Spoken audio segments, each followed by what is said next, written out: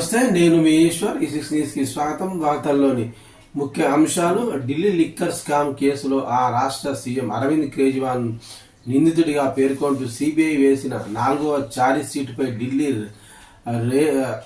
Race Avenue court విచారణ చేపట్టింది. కేజ్రీవాల్ సహా అందులో నిందితులుగా పేర్కొన్న 6గురికి సమన్లు జారీ చేసింది. ఢిల్లీ లిక్కర్ స్కామ్లో సిబిఐ 4వ ఛార్జ్ షీటుపై కోర్టు విచారణ చేపట్టింది.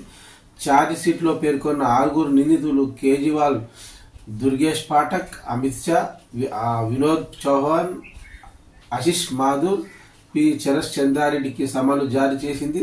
సీఎం కేజ్రీవాల్తో పాటు ఇతర నిందితులపై విచారణకు తగిన ఆధారాలు ఉన్నాయంటూ స్పెషల్ జడ్జి కావేరి బవేజా తెలిపారు. తదుపరి విచారణ సెప్టెంబర్ 11కు వాయిదా వేశారు.